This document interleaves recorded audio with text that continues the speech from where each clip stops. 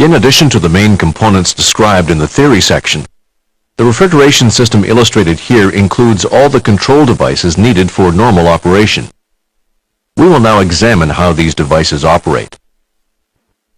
In the theory section, we learned that when the system is off, the refrigerant is waiting in the condenser.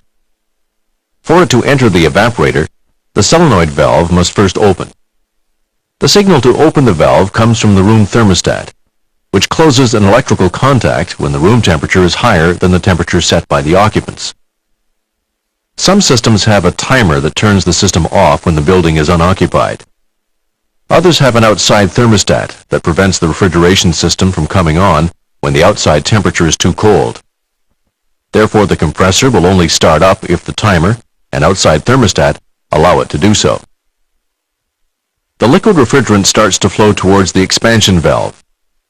At this point, it is at high pressure, with the pressure being close to the pressure it had in the condenser. You can see the refrigerant flowing through the sight glass.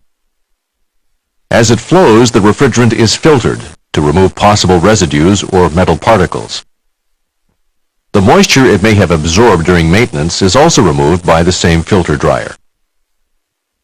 The liquid refrigerant at high pressure thus arrives at the expansion valve, which is set to lower the pressure to obtain the temperature required in the evaporator. The expansion valve is also a flow control valve. It controls the amount of refrigerant that enters the evaporator depending on the evaporation rate. The evaporation rate varies with the amount of air to be cooled, the air temperature, and the degree of humidity in this air as it passes through the evaporator. The expansion valve measures the evaporation rate by means of a bulb located at the evaporator outlet. This bulb measures the amount of superheat of the refrigerant. When the degrees of superheat increase, it means that the refrigerant is evaporating faster than it enters the evaporator. The expansion valve then opens more to increase the flow. However, if the number of degrees of superheat drops, it means that the evaporator is being flooded with liquid refrigerant. The expansion valve then reduces the flow until the superheat returns to the desired range, usually 8 to 12 degrees Fahrenheit for thermostatic expansion valves. Electronic expansion valves operate with a superheat range of 4 to 6 degrees Fahrenheit. You will notice that the expansion valve also receives a pressure signal measured at the evaporator outlet. This signal allows the expansion valve to adjust to the pressure drop in the refrigerant as it goes through the evaporator. This pressure drop lowers the evaporation temperature slightly and could give a false superheat reading if it were not compensated for. Under normal operating conditions, the level of liquid refrigerant stabilizes in the evaporator so that the flow of liquid is proportional to the amount of heat to be absorbed. The compressor starts up at the same time as the solenoid valve opens. Compressor startup is also regulated by a pressure control that measures the minimum pressure that needs to be present at the compressor suction inlet. This is the cut-in pressure.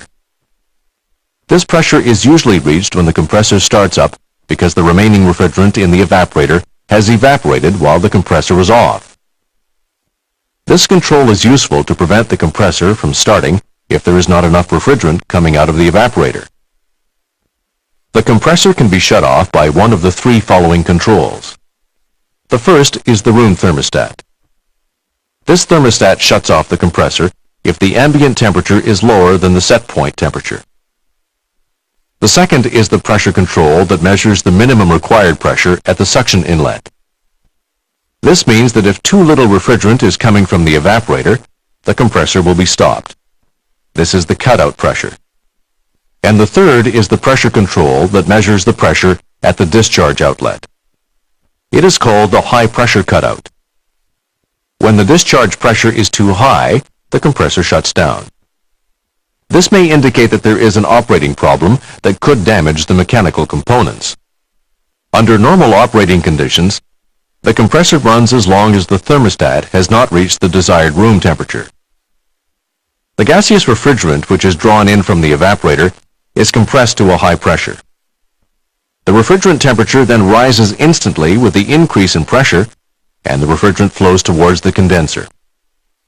In order to try to adapt to the variable flow of the refrigerant arriving at the compressor, some systems use multiple compressors. As the flow of refrigerant increases, the suction pressure increases, which in turn allows a larger number of compressors to start up. The condenser receives the gaseous refrigerant at high pressure and high temperature from the compressor. The function of the condenser is to condense the refrigerant in order to then return it to the evaporator. The compressor and the condenser fans operate simultaneously. It is the outside air that absorbs the condensation heat. The function of the inverted U-trap located at the condenser inlet is to reduce the hammer effect caused by the sudden arrival of a mass of refrigerant in the condenser. This usually occurs when the compressor starts up. The inverted U-trap also holds back the liquid refrigerant and prevents it from returning to the compressor when the compressor is off. The refrigerant reaches the bottom of the condenser as a liquid at high pressure and high temperature. As soon as this happens, it again passes through the expansion valve to re-enter the evaporator at the required temperature and pressure. The refrigeration cycle continues to operate as long as the room thermostat indicates that there is a need for cooling.